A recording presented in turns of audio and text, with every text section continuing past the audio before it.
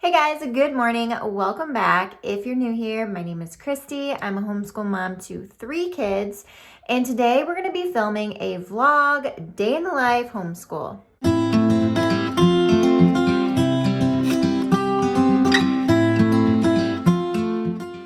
So today is Monday, and if you don't follow me on Instagram, I actually went on a momcation last week. I was gone for 6 days and I flew out to California. I'm from Michigan, so California is like significantly different than Michigan is in many, many ways. But one of the major ways is the weather. The weather was always sunny and warm and beautiful. And today is a high of 37, I think, and possibility of snow. So I have still not recovered from my California trip. I still feel so tired. I still feel like I'm kind of a little bit on California time, which is weird because I didn't feel like I really adjusted there either, but I am feeling so tired. And we have had a really busy week I came back Thursday. We went to the zoo on Saturday, and then yesterday was Easter. And so we spent a lot of time with family, and it was just like kind of go, go, go.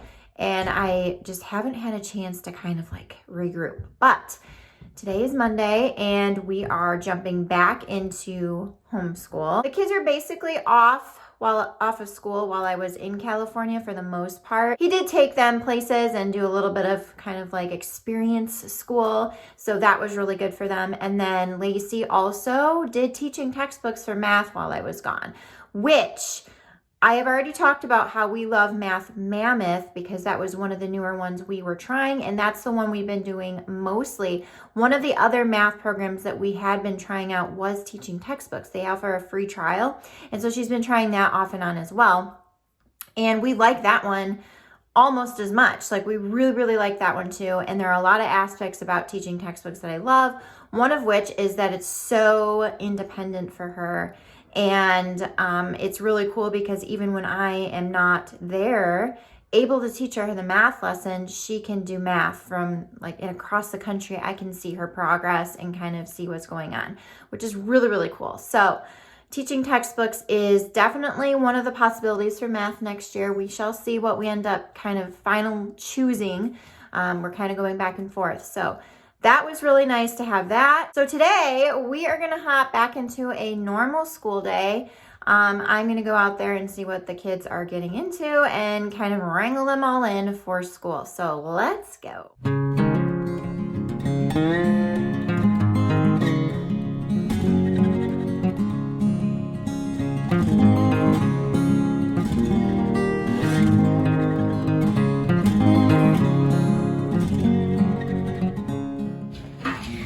Okay, so you need to draw a 4th line that's parallel to this one over here. So the same angle as this one.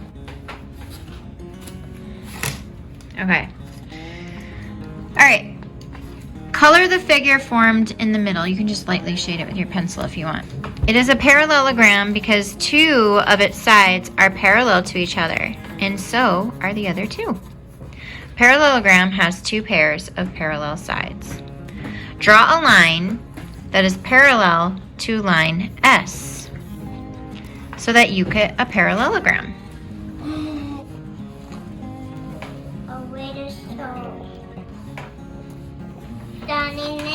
What does it say? Measure the angles? Is that what it says? Okay. You don't like measuring angles? I thought you liked doing that. Not anymore?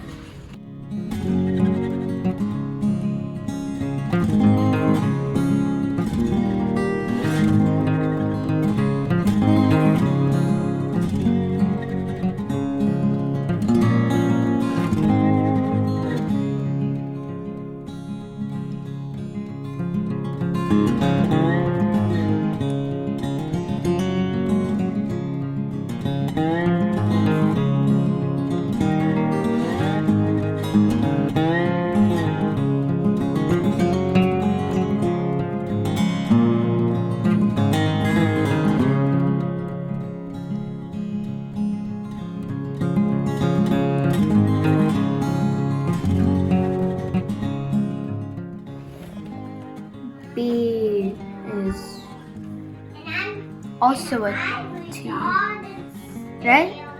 Which one?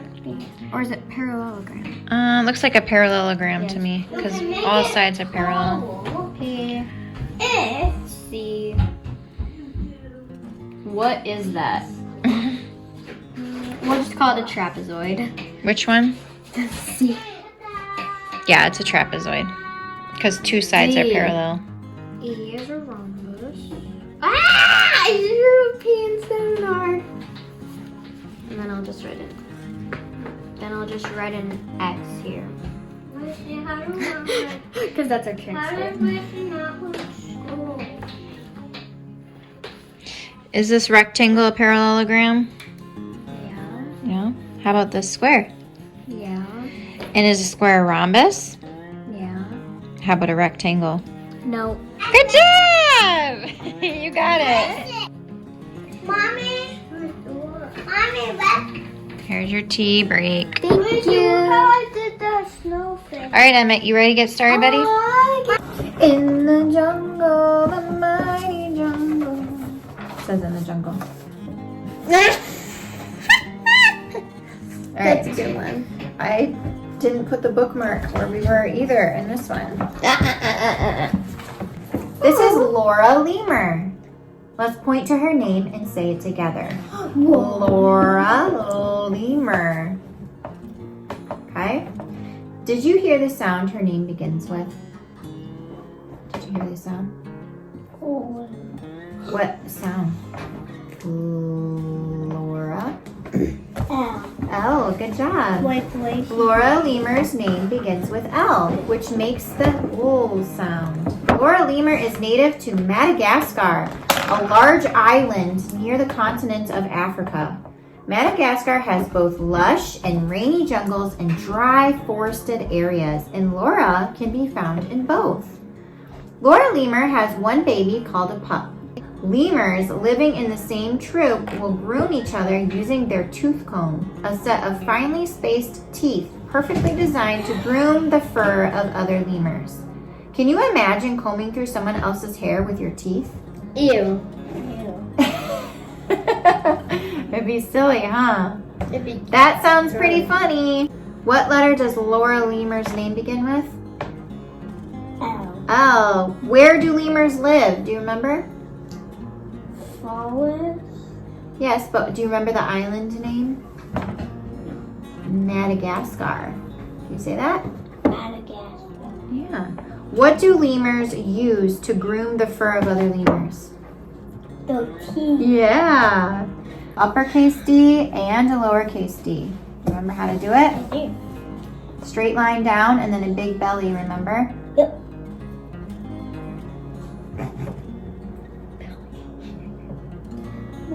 A big belly. No, you gotta go all the way down, remember? The big letter goes the whole way. You wanna do watercolor? Okay, you gotta get paper. Can you find some paper? Lisa, do you mind giving her that jar of water so she can do this, please? Thank you. Appreciate you. Yeah. Now I feel nice and motivated for language arts thanks to my tea break. Awesome. Let me see. Yeah, big belly. Straight line down. Start up here and do a big belly down to that bottom.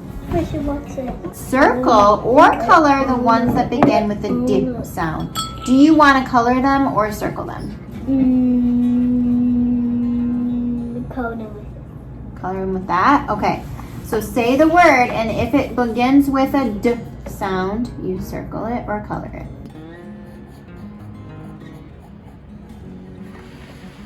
It's arrows.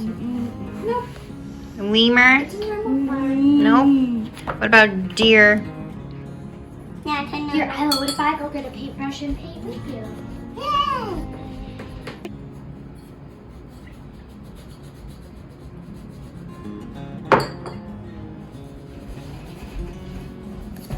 Is that paper?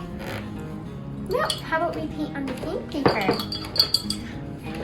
I'm gonna draw a red flower. I just did white too. It's alright. Sometimes the sound doesn't come at the beginning, but it could still be in the word, okay? There's one out here. Okay, ready?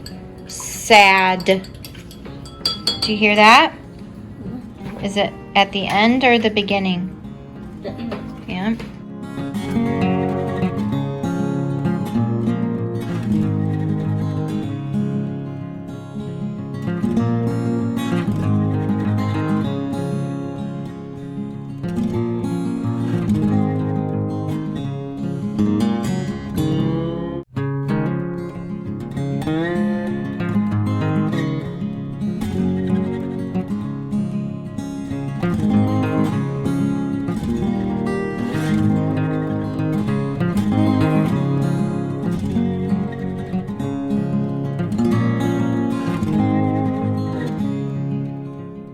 And seeing everywhere you wanted to see.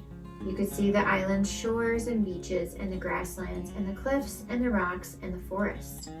You could see far, far over the sea every way that it rolled to the ends of the earth.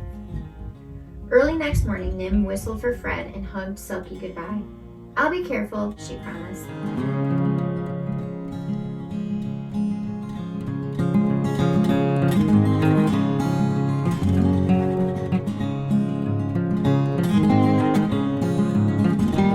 So for lunch today, I am having an orange and a couple of hard-boiled eggs. The kids are having some jasmine rice, hard-boiled eggs, some little chips.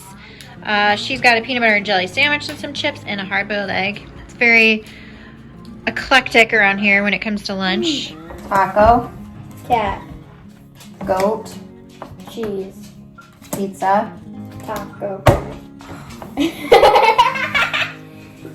I played this at Facebook before. taco, Cat. Ah! Taco. cat, Go. cheese, Pizza. taco. Ah! Okay, so school is done. Kids are in quiet time. I'm gonna make some more coffee because that is needed today. But yeah, I just wanted to chat with you guys a little bit at the ending of this video. Just how is your homeschool planning coming for next year? Have you started planning? Are you done planning? Have you not even bothered yet? I want to know. So for me, I am kind of always like have next year in the back of my mind. And I don't know, I guess that's just like part of my personality, but I am kind of in the middle of planning things for next year. And I have created a very nice school plan. I feel like it would work really well.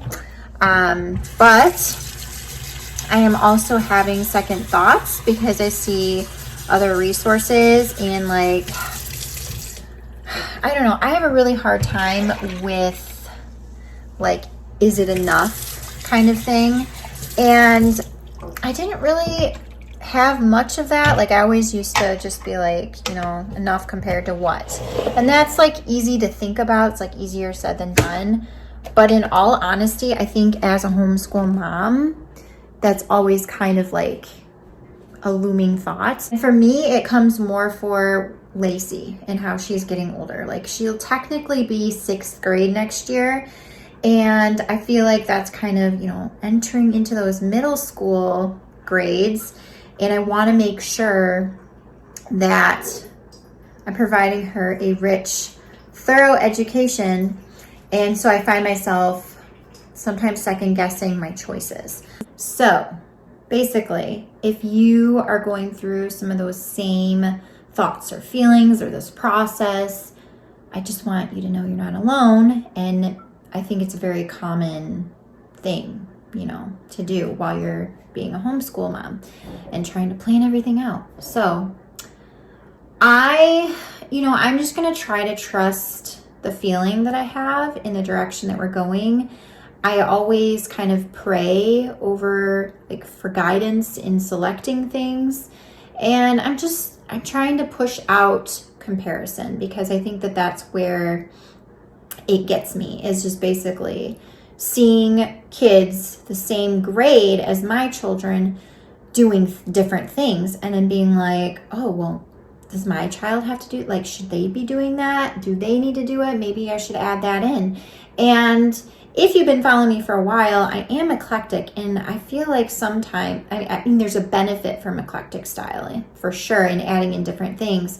However, I feel like with eclectic homeschooling style, you can kind of overwhelm your days easily. And so something that I've had to like learn this last year is that like toning it down and keeping things simple, direct. I hate overloading our days. Like, I really don't like to add in so many resources where we feel like we have this giant checklist of obligations to get done. Like, don't want to feel like that. And so for me, if I can simplify as much as possible, like that's the direction I gravitate towards. And I also know that consistency is very important. And I think when you have a lot of different resources that you're adding in, sometimes it's hard to keep that consistency going and switching between things all the time. While there can be some benefit to switching things around sometimes, like every once in a while, when you have like a lot of resources that you're trying to do that with, I think you lose that consistency. And for me, I see a lot of growth in my kids when we are consistent.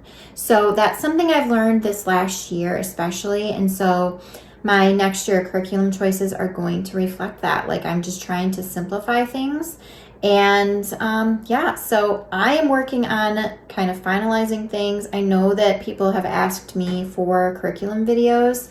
And like, I know that you guys are shopping and excited, and I am planning on doing those. I just don't know 100% when yet. I'm thinking it's going to be May before I get to those.